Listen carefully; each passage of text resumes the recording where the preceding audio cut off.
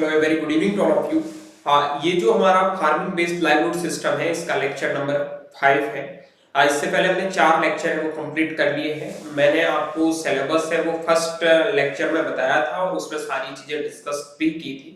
तो हमने 2 यूनिट है वो 4 लेक्चर में कंप्लीट कर लिया है। आज बहुत इंपॉर्टेंट लेक्चर है, आपके मिड टर्म हो चाहे कोई सा भी एग्जाम सेमेस्टर का हो, ठीक है। तो उसमें इससे अच्छे खासे क्वेश्चंस भी पूछे जाएंगे और मेजर जो पार्ट है फार्मिंग बेस्ड लाइवलीहुड सिस्टम का अब से आपका स्टार्ट होने वाला है। क्योंकि फार्मिंग बेस्ड लाइवलीहुड सिस्टम में हमने सबसे पहले इंडिया का क्या स्टेटस है, पहले फार्मिंग बेस्ड लाइवलीहुड सिस्टम क्या उसके बारे में जाना था, उसके बाद क्या स्टेटस है वो पढ़ा था, ठीक है।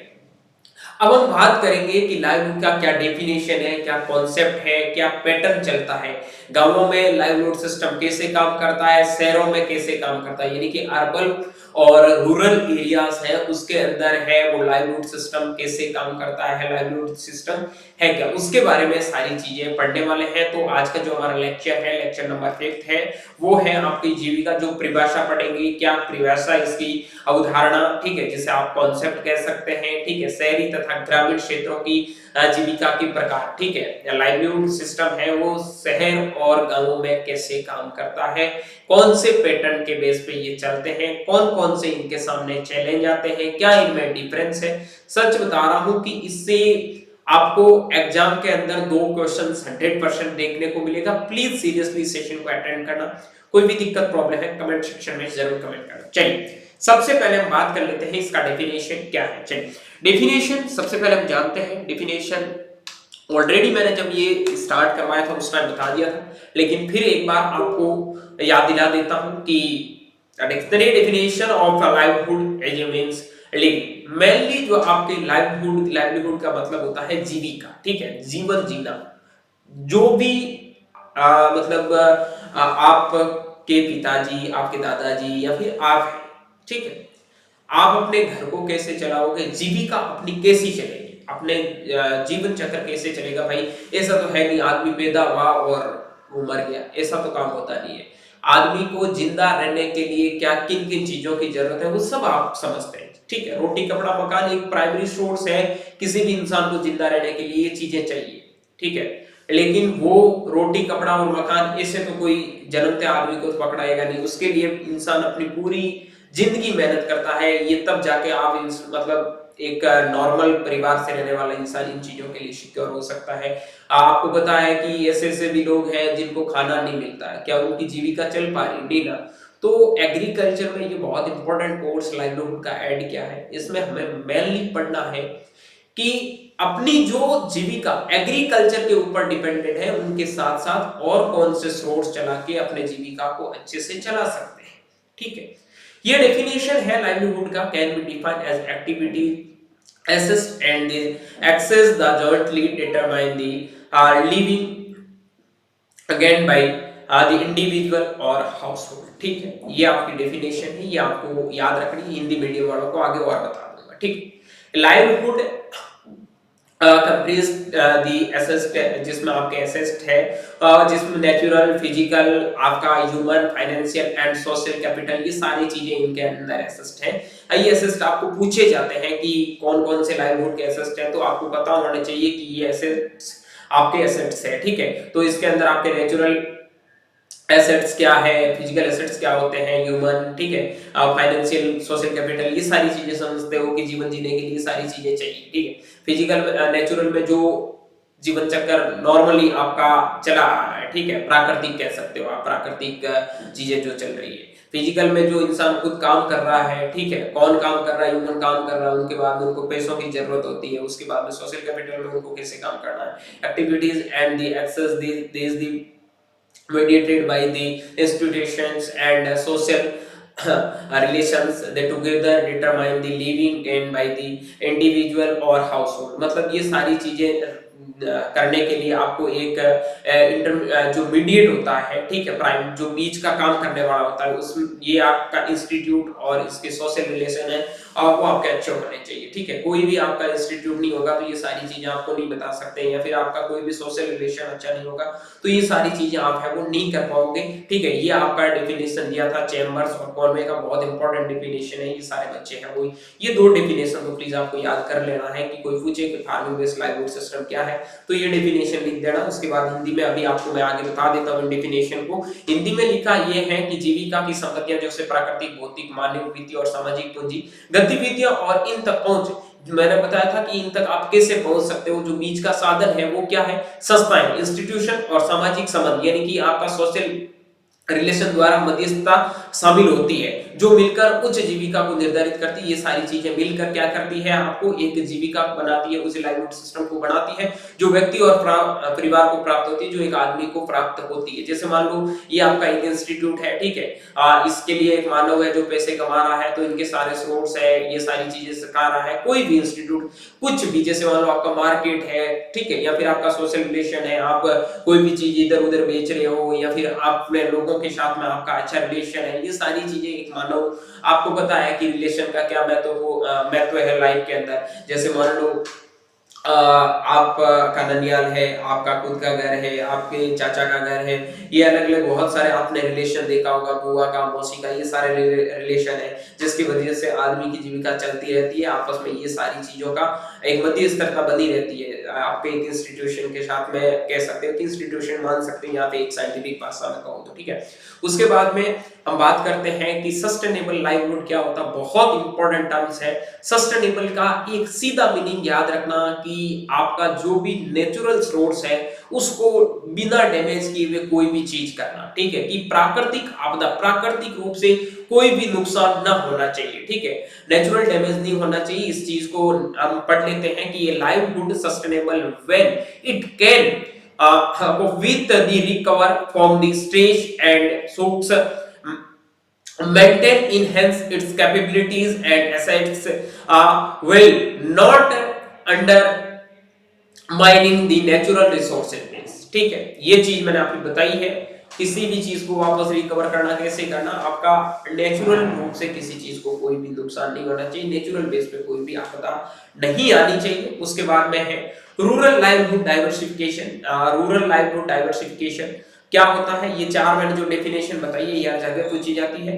डाइवर्सिफिकेशन का मतलब होता है कि बहुत सारी चीजों के सोर्स है। जैसे मान लो ये आपका डाइवर्सिफिकेशन का मतलब आपके पास में क्या है, फार्मिंग भी है, फार्मिंग मतलब आप क्रॉप्स वगैरह लगाते हो। उसके बाद में आपके पास में बकरी पालन भी है, ठीक है। उसके बाद में आपका क्या है, पिगरी भी है, मतलब सुअर वगैरह भी पालते हो। उसके बाद में आप क्या करते हो, अंडे वगैरह, ये भी एग्स वगैरह ये भी बेचते हैं, ठीक है। उसके बाद में आप क्या करते हैं, फिश प्रोडक्शन, मछली पालन भी आप करते हैं। ये तमाम प्रकार के डाइवर्सिफिकेशन आपके जिंदे रहने के लिए एक साथ में आप बन सकते हैं। तो यही लिखा है कि rural livelihood diversification is defined as the process which rural household the constraint the increasingly जो आपका diverse portfolio of activities and assessed in order improve their standards of living। आपके जीवन जीने का स्टैंडर्ड्स है वो इंक्रीज करता है। जो भी आपको प्रोडक्शन मिल रहा है, पैसे मिल रहे हैं, उनको इंक्रीज करवाने का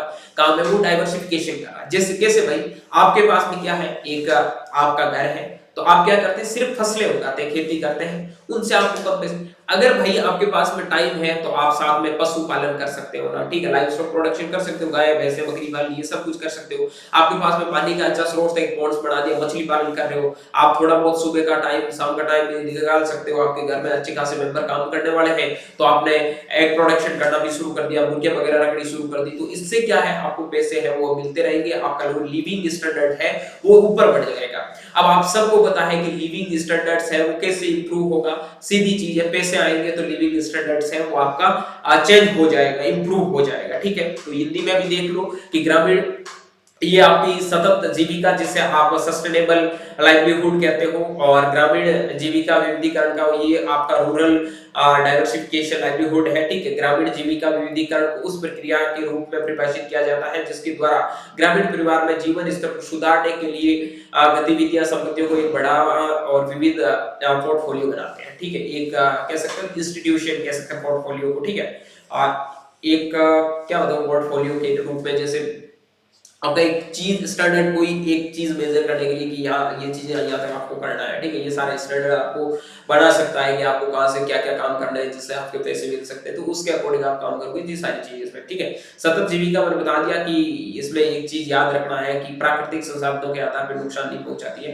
प्राकृतिक संसाधनों को कोई नुकसान नहीं पहुंचाती, उसके बेस पे हमें खेती करना, जैसे बकरी वगैरह रखते हो, ठीक है, पशुपालन लाइव स्टॉक प्रोडक्शन जो भी कर रहे हो, तो प्राकृतिक कोई भी आपके रिसोर्सेज है उसमें कोई भी नुकसान आपको नहीं होने वाला है। ओके, चलिए अब हम बात कर लेते हैं कि इनका भाई क्या कॉन्सेप्ट है, लाइवलीहुड सिस्टम की जो जीविका की अवधारणा क्या है उनके बारे में देखते हैं। तो livelihood involves both materials mean sustain life and जो आपका broader socio-economic system which people live and work it's include, इसमें resources भी आती है, activities भी आती है, strategy है आपकी, और आपकी कैपेबिलिटीज है, ये सारी चीजें हैं। एक कॉन्सेप्ट है, कौन कौन से कॉन्सेप्ट है देखो। रिसोर्सेज में क्या है आपके पास में, नेचुरल हो गया, ठीक है, उसके बाद में सोशल रिसोर्सेज हो गया, ह्यूमन रिसोर्सेज हो गया, फाइनल एसेट हो गया, that's people use for their livelihood activities के अंदर बात करूं तो to tasks and actions people engage into the generate income including work trade and production strategy की बात करूं तो the decisions and methods people use the adapt changing circumstances and maximizing their ability to earn a living। उसके बाद capabilities में the skill knowledge and personal attributes that's influence one is abilities to make a living.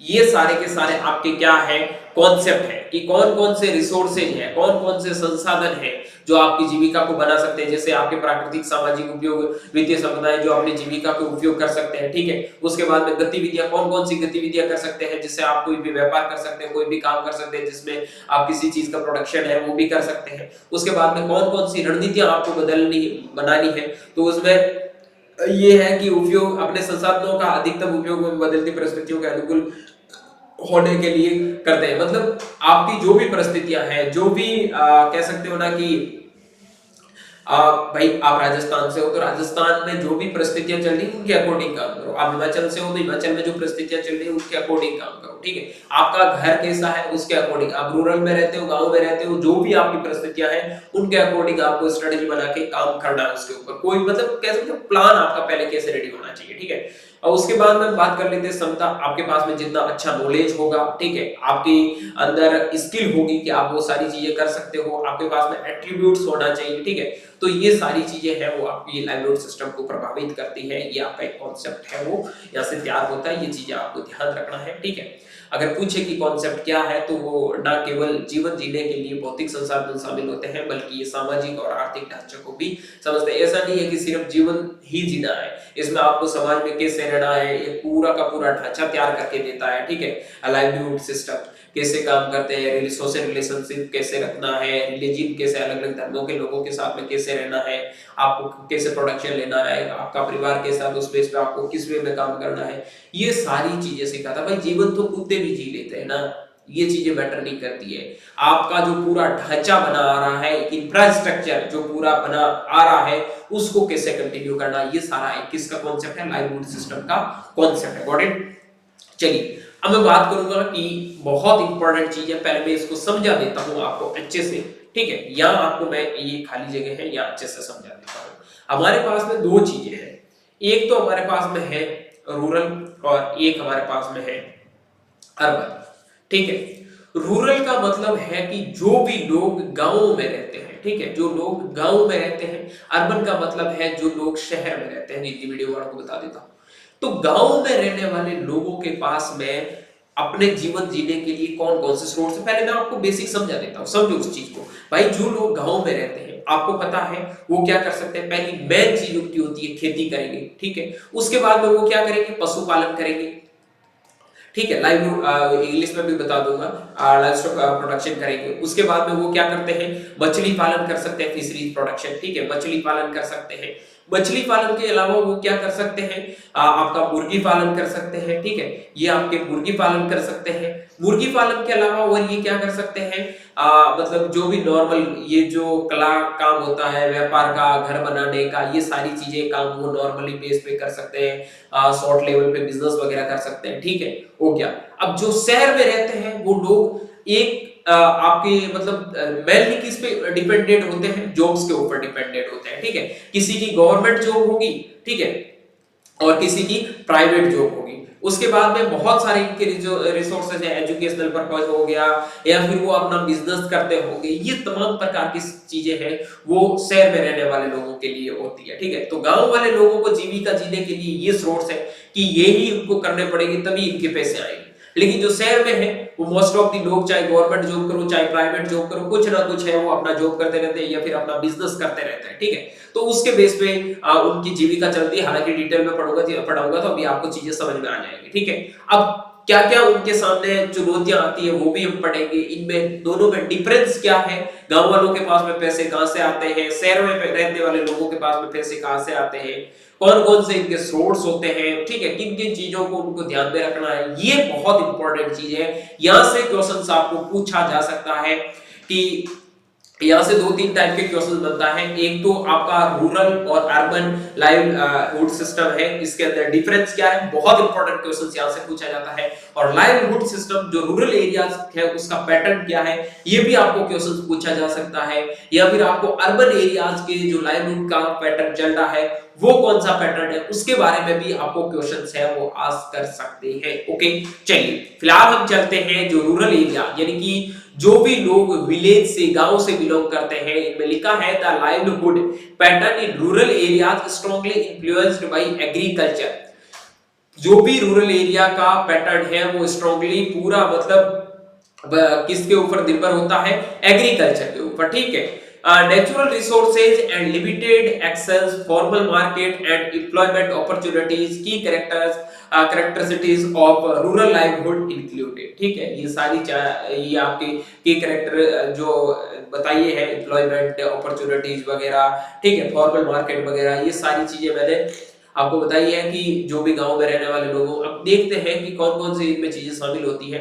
Agriculture based livelihood system, इसमें क्या है, agricultural based में आप crops उगा सकते हैं, उसके बाद आप लाइव स्टॉक रियरिंग कर सकते हैं, कैटल पाल सकते हैं, पोल्ट्री, गोट्स वगैरह मैंने अभी आपको बताया है, ठीक है। केस क्रॉप्स आप उगा सकते हैं जिससे आपको पैसे मिलते हैं, जैसे कॉटन वगैरह, टी वगैरह, ठीक है। आप खाने वाली फूड क्रॉप्स जैसे आप वीट उगा रहे हो, ठीक है, राइस उगा रहे हो, ठीक है, तो ये सारी चीजें हो गई। उसके बाद में लैंड ओनरशिप कैसे कर सकते हैं आप, लैंड देखो शेयरिंग क्रॉप्स वगैरह, जैसे आपने कभी देखा होगा कि आपके पास में जमीन है लेकिन आप खेती नहीं कर पा रहे हैं, तो आप क्या करोगे, अपनी जमीन है वो उसको शेयर पे दे दोगे कि भाई तेरे को क्या करना है, 6 महीने के लिए तू खेती कर ले और इसके बदले मेरे को पैसे दे दे, तो ये भी आपका लैंड ओनरशिप हो जाता है। या फिर आप उनको बोल दोगे कि 50% मेरे को दे देना, जो भी इनका प्रोडक्शन हो रहा है 50 तू रख लेना, मेरी लैंड है, तो लैंड शेयरिंग भी आप कर सकते हो। उसके बाद में फिशिंग एंड फॉरेस्ट्री, बहुत सारे फॉरेस्ट्री के फॉरेस्ट प्लांट ऐसे होते हैं, जैसे मान लो किसी ने चंदन का पेड़ लगा लिया, ठीक है, 8-10 चंदन के पेड़ लगा लिए, हालांकि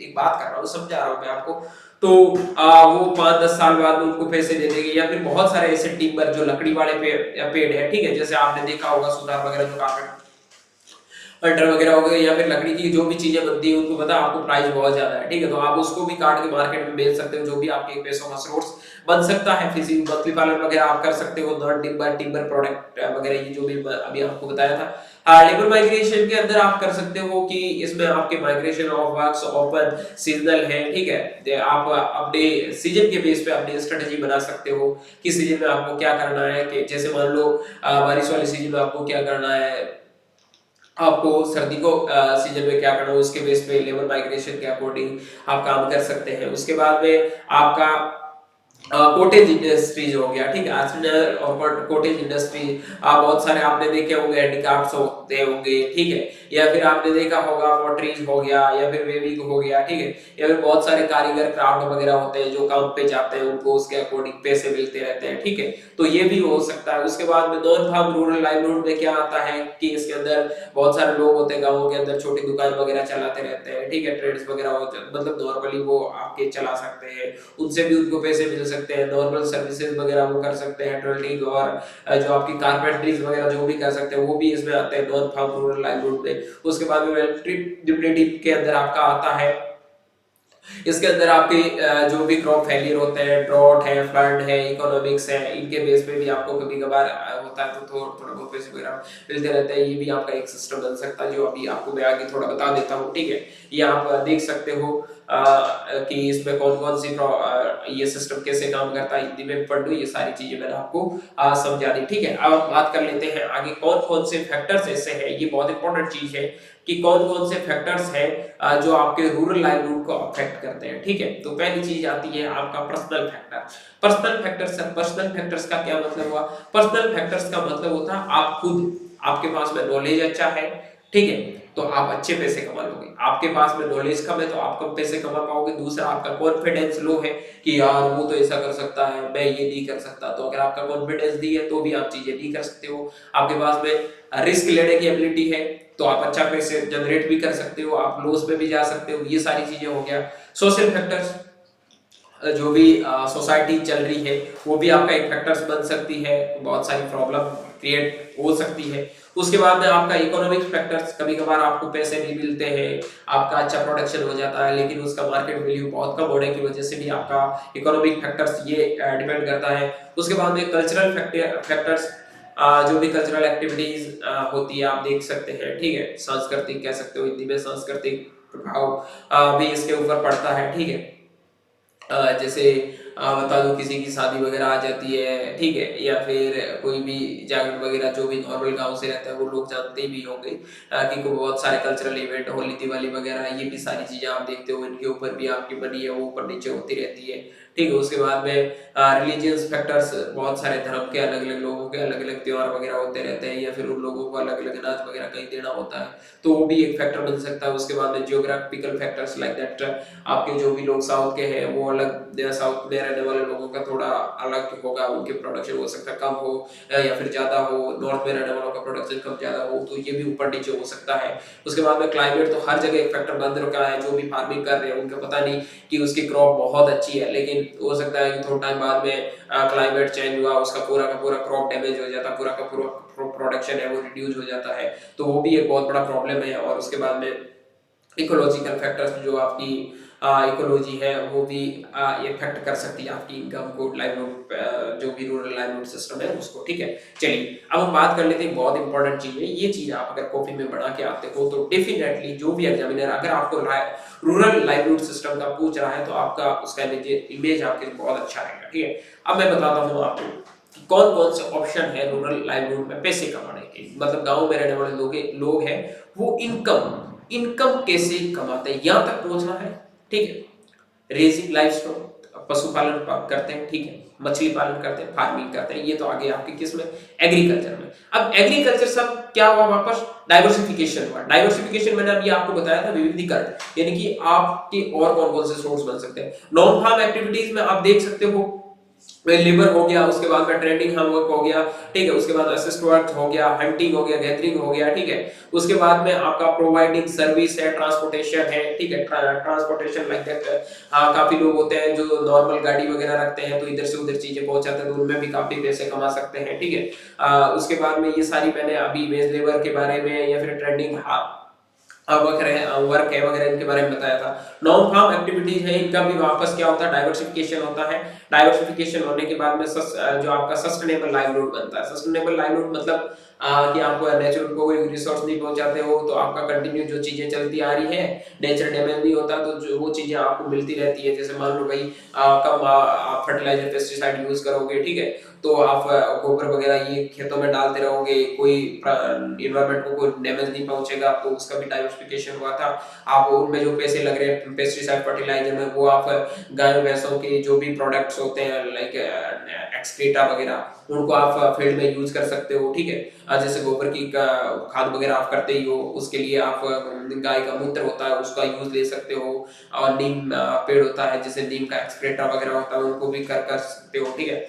ये सारी चीजें होती है। उसके बाद में आपका आता है स्किल और आपकी एजुकेशन। अगर आपके पास में सारी चीजें अच्छी है और आप सस्टेनेबल कर पाते हो तो आपकी इनकम है वो जनरेट हो सकती है। ये सारे के सारे आपके सोर्स बनते हैं किसके, रूरल लाइवलीहुड सिस्टम के। तो आई होप ये सारी चीजें रूरल लाइवलीहुड को आप समझ गए होंगे। अब आता है अर्बन। अर्बन एरिया में नॉन एग्रीकल्चरल एम्प्लॉयड्स का मतलब क्या होता है कि जो लोग एग्रीकल्चर के ऊपर डिपेंडेंट नहीं रहते हैं, इंफॉर्मेशन टेक्नोलॉजी हो गया, फाइनेंस हो गया, ठीक है, हॉस्पिटल हो गए, रिटेल हॉस्पिटलिटीज ट्रांसपोर्टेशन वगैरह का काम करते हैं, ठीक है। ये सारे जैसे गांव से शहरों से गांव में कोई चीजें पहुंचाना ये काम कर सकते हैं। कोई हॉस्पिटल में काम कर रहा है, कोई भी इंफॉर्मेशन टेक्नोलॉजी में काम कर रहा है, ये तमाम प्रकार की चीजें। फॉर्मल एंड इनफॉर्मल सेक्टर में, जो फॉर्मल सेक्टर की जॉब में आपका देख सकते हो कि जो भी गवर्नमेंट जॉब होती है, प्राइवेट सेक्टर की जॉब होती है, ठीक है। इनफॉर्मल में सेल्फ एम्प्लॉयमेंट जैसे डेली वेज लेबर वगैरह, मतलब इनफॉर्मल में उनके पास में नॉलेज नहीं है, ठीक है, तो कम नॉलेज है। जैसे आपने देखा होगा शहरों में बहुत सारे लेबर काम करती है,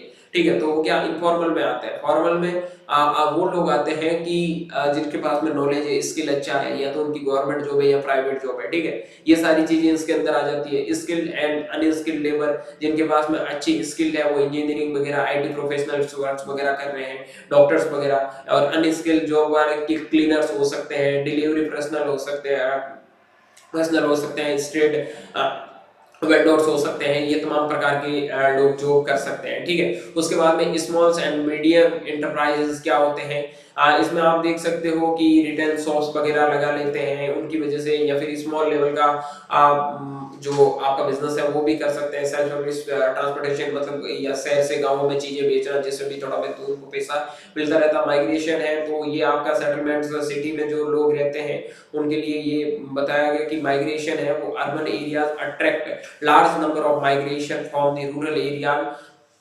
सीकिंग बेटर जॉब। मतलब जो गांव के लोग हैं वो सोच रहे हैं कि अच्छी जॉब आपको शहर में मिलेगी, तो वो उसकी ओर जाते हैं, उनकी ओर देखते हैं।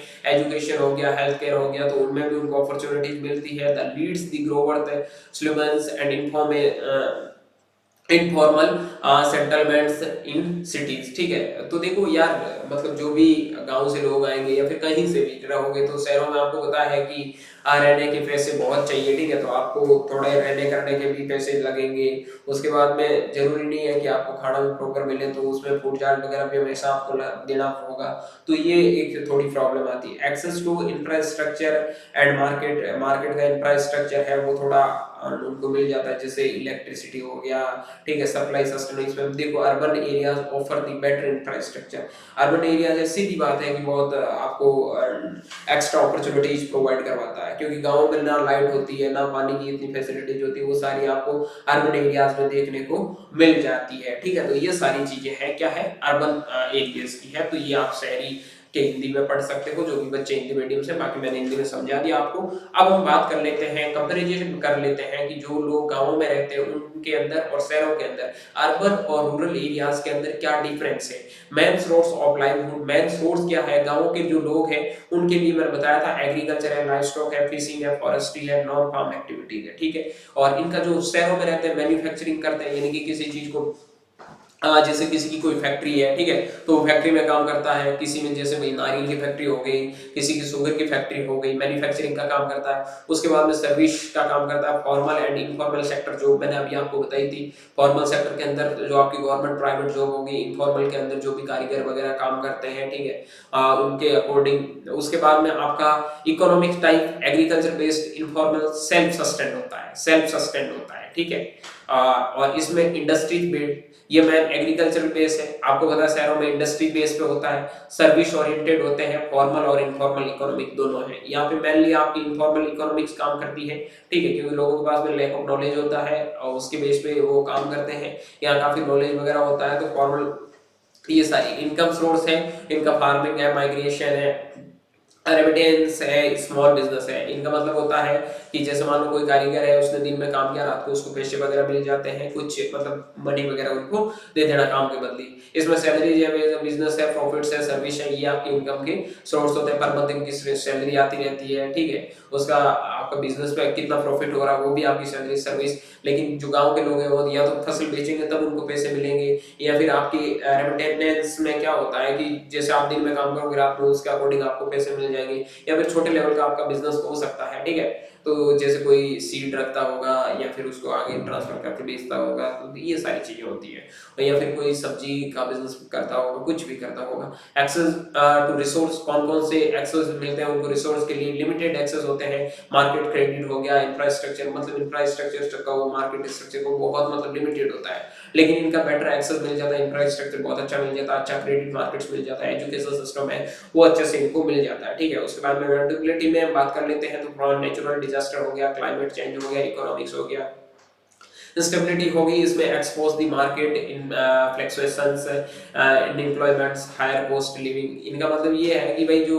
लोग जीते हैं गांवों में, तो उनकी एक दिक्कत ये आती है कि जैसे मान लो नेचुरल डिजास्टर हो गया, ठीक है, यानी भूकंप वगैरह आ गया या क्लाइमेट चेंज हो गया, तो उनको पैसे नहीं मिलेंगे, उनकी दिक्कत आ जाएगी। जो लेकिन शहरों में रहने वाले लोगों को कौन सी दिक्कत आती है? उनके मार्केट ऊपर नीचे हो जाता है, तो उनको प्रॉब्लम आती है, घाटा हो जाता है, ठीक है। अनएम्प्लॉयमेंट, मान लो कोई किसी को जॉब नहीं मिली, वो शहर में बैठा है, पैसे खर्च कर रहा फालतू में। उसके बाद में हायर कॉस्ट ऑफ लिविंग, जो रहने का खर्चा है वो बहुत ज्यादा लग रहा है, ये भी सारी चीजें हैं। उसके बाद में लेबर माइग्रेशन है, common people migrate to urban as for employ.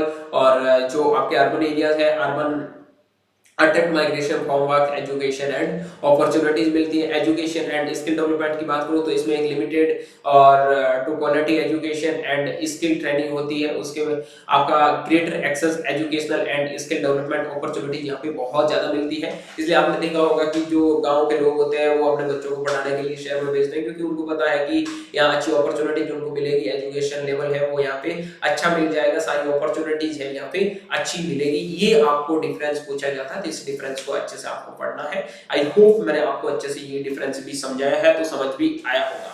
अब लास्ट जो हमारा पॉइंट है वो आता है challenge and opportunities in both areas, की कौन कौन से मतलब गांवों में कौन कौन से चैलेंज आते हैं, ठीक है। जैसे मान लो बात करता हूँ challenge in rural areas. Rural area में कौन कौन से? लिमिटेड एक्सेस टू रिसोर्स, जैसे कि rural areas open face poor infrastructure, limited access market and inadequate health care and education. जैसे मान लो लिमिटेड एक्सेस, जैसे कोई भी हेल्थ प्रॉपर आपको हेल्थ की केयर वगैरह ये नहीं हो पाएगी, ठीक है। या फिर आपको प्रॉपर मार्केट एक्सेस वगैरह नहीं मिलेगा। आपके पास में लिमिटेड दुकान होगी कि इस दुकान पे आपको वो चीज बेचनी है तो बेचनी है, लेकिन शहरों में ऐसा नहीं है।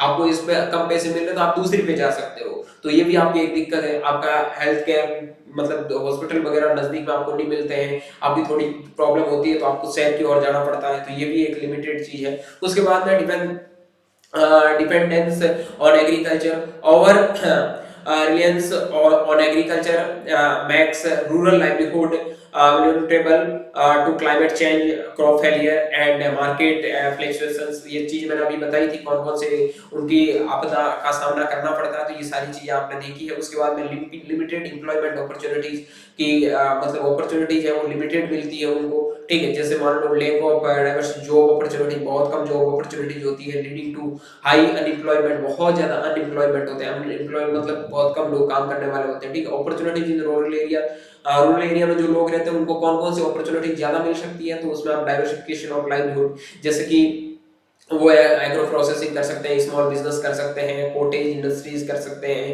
ठीक है। बहुत सारी चीजें, डाइवर्सिफिकेशन, उनको काम करने के तरीके बहुत सारे सोर्स उनको मिल जाएंगे। लेकिन शहर के लोगों को, गांव के लोगों के बराबर सोर्स इतने नहीं मिल सकते हैं। उसके बाद में ग्रीन एंड सस्टेनेबल प्रैक्टिसेस, जो आपको ऑर्गेनिक फार्मिंग को प्रमोट कर सकते हैं जो भी गांव के लोग हैं, ठीक है। एग्रो टूरिज्म कर सकते हैं, इको फ्रेंडली मतलब नेचर को एकदम सस्टेन बना सकते हैं। ऐसा नहीं कि वो पोल्यूशन के अंदर जी रहे हैं, ऐसा कुछ नहीं है। वो आराम से बढ़िया नेचर में आराम से जिएंगे, कोई भी प्रकार, अभी से आप देखते हो गांव के लोगों में इतने ज्यादा दिक्कत नहीं, आराम से जीते, अच्छी खासी लंबी जिंदगी जीते। लेकिन शहरों के लोग ऐसे नहीं कर पाते, क्योंकि वहाँ पोल्यूशन बहुत ज्यादा है, ठीक है। नेचर है वो बिल्कुल एकदम क्लीन नहीं है उनकी वजह से। तो ये या गांवों के लोगों को ये अपॉर्चुनिटी मिल सकती है, मिल सकती क्या है। उसके बाद में challenge in urban area, urban areas में अनएम्प्लॉयमेंट का चैलेंज है कि जरूरी नहीं है कि उनको एम्प्लॉयमेंट मिले, ठीक है। अनएम्प्लॉयमेंट बहुत सारे लोग रहते हैं। उसके बाद में सोशल इनइक्वालिटी, सोशल इनइक्वालिटी भी नहीं होती है, ठीक है। उसमें भी आप देखते हो अलग अलग सिटीज के अंदर लिविंग स्टैंडर्ड अलग अलग होते हैं, तो ये सोशल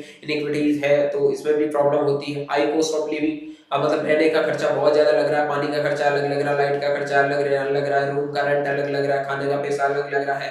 तो ये एक गांवों के कंपैरिजन में देखें तो यहाँ बहुत ज्यादा खर्चा लग रहा है। अपॉर्चुनिटीज क्या मिलती है, इकोनॉमिक ग्रोवर, अच्छे खासे पैसे आप कमा सकते हो अगर आपके पास में अच्छा स्किल है, या फिर आप एक अच्छी इम्प्लॉयमेंट है तो डेफिनेटली आप अच्छे खासा पेमेंट कमा सकते हो। उसके बाद में टेक्नोलॉजिकल एडवांसमेंट, ये आपको अगर जैसे आईटी डिजिटल सर्विस वगैरह हो गया, ये हाई पेइंग जॉब्स अपॉर्चुनिटीज है वो आपको यहाँ पे मिल जाएगी। लेकिन गाँव में ये सारी चीजें हैं वो पॉसिबल नहीं हो पाती है। अब ये सारी चीजें आप हिंदी में भी देख लेना, ठीक है, ये मैंने बता दी है।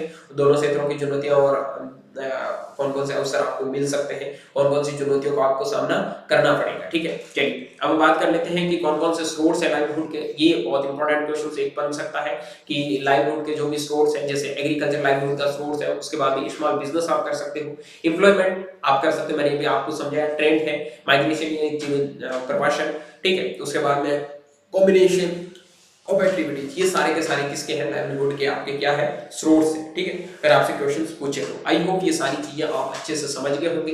कोई भी चीज समझ में नहीं आई है, कोई भी प्रॉब्लम आ रही है तो आप कमेंट सेक्शन में जरूर कमेंट करें। हिंदी इंग्लिश बहुत टाइप के नोट्स हैं वो हमारे एप्लीकेशन में मिल जाएगा। एप्लीकेशन का लिंक इस वीडियो के डिस्क्रिप्शन बॉक्स में है, आप एग्री कैपिटल के ऐप को डाउनलोड कर ले, वहां पे आपको प्रॉपर लिमिटेड मतलब पूरे कोर्स की सिस्टमेटिक ढंग से क्लासेस मिलती रहेगी, प्रॉपर नोट्स हमने ऑलरेडी वहां पे आपको अवेलेबल करवा दिए होंगे। आई होप ये सारी चीजें आपको समझ में आई है। चीजें समझ में आई है तो मिलता हूं अगले लेक्चर में। अगला लेक्चर इससे भी इंपॉर्टेंट आपके लिए होने वाला है, सो कंटिन्यू एग्री कैपिटल के साथ में बने रहिए। और कोई भी चीज समझ में नहीं आए तो आप जरूर कमेंट करें। Bye bye, take care, good luck.